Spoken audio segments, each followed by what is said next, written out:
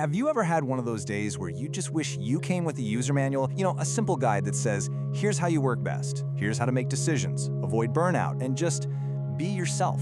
I mean, who hasn't felt that way, right? Well, what if I told you there's a system out there that claims to be exactly that? It's called human design, and it's all about providing a personalized map, what it calls an energetic blueprint for your life. So let's get into it and see what this is all about. So this idea of a user manual, what's it really promising? Well, at its core, the whole point of human design is to give you a really practical, almost mechanical understanding of how you are uniquely wired to operate in the world. The system actually calls itself the science of differentiation. And that one word, differentiation, that's the whole key here. See, unlike a lot of systems that kind of try to put you in a neat little box, human design's entire goal is to show you what makes you different from literally everyone else. It's a map of your specific, unique, energetic architecture. And why would you even want a map like this? Well, the goal is actually super practical. It's about living with less resistance. It's about stopping that feeling of constantly swimming upstream and instead learning how to go with your own natural current. The idea is that this leads to genuine feelings of satisfaction or success or peace, depending on your specific design. Now you might be thinking, okay, this is starting to sound a little like astrology, or maybe a Myers-Briggs test. And yeah, that's a totally fair comparison to make it first. But human design itself draws some really clear lines in the sand. And here's the fundamental difference. Systems like astrology or the MBTI often give you symbolic interpretations, or they categorize you based on a quiz you take. Human design, on the other hand, presents itself as a mechanical system. It's not about what you think you are. It's supposed to be a concrete map of how your energy is literally wired to function. It's meant to be treated as a living experiment, not just a label you slap on. And look, a quote from the founder really just hammers this point home. Even though it pulls pieces from all these other ancient systems, its fans claim that the final combination, what they call the body graph, your personal chart, is something totally and completely new. So if it's not just symbolic, what's behind this mechanical science it talks about? This is where the theory gets really fascinating, because it mashes up ancient wisdom with some pretty high-level concepts from modern physics. Just look at what goes into this mix. It's like a greatest hits album of esoteric and scientific ideas.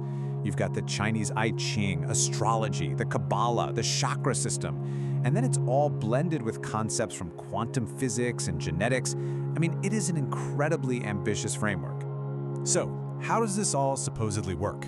Well, the proposed secret ingredient is something called neutrinos. Now, neutrinos are very real subatomic particles. They're streaming from stars and passing through us by the trillion every single second.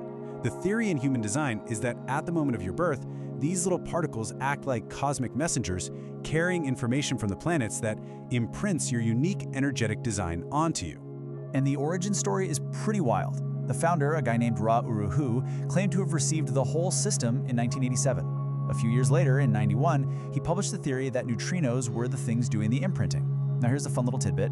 It wasn't until 2015 that scientists won a Nobel Prize for actually proving that neutrinos have mass, which was a key part of his original theory all those years ago.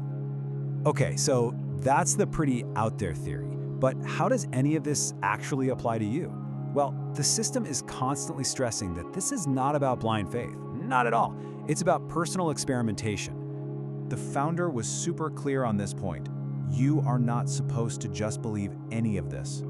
The invitation is to treat your chart like a personal hypothesis and then go out and test it in your own life. Find out for yourself is pretty much the core mantra of the whole thing. And that experiment has 3 basic steps. First, you calculate your body graph, that's your energetic map using your birth info. From that, you learn your energy type and its strategy, which is kind of like a simple rule of thumb for how you best interact with the world. And then, the big one, you start experimenting with your inner authority, which is your body's supposedly built-in, reliable compass for making decisions. This whole process of experimenting has a name. It's called deconditioning. The idea is simple. From the time we're kids, we're conditioned by family, school, society, you name it, to act in ways that might not actually be natural for us. So deconditioning is just the process of unlearning all of that programming to get back to who you really are. And that really brings us to the ultimate destination of this whole experiment, learning how to tell the difference between your conditioned self, the one who does what it should, and your true, authentic nature. So the system lays out these 2 states of being. The true self is your core, your reliable nature. And when you're living from that place, it leads to your unique signature feeling. Maybe that's deep satisfaction, or the thrill of success, or a sense of peace. But then there's the not self. That's when you're operating from all that conditioning, and it leads to those familiar feelings of resistance, like frustration, bitterness, anger, or disappointment. And this brings us to probably the most radical and, for a lot of us, the most challenging idea in this entire system. It proposes that your mind, with all its worries, its pro and con lists, its constant second-guessing, is actually the least reliable tool you have for making big life decisions. Instead, human design says that real trustworthy guidance comes from the intelligence of your body.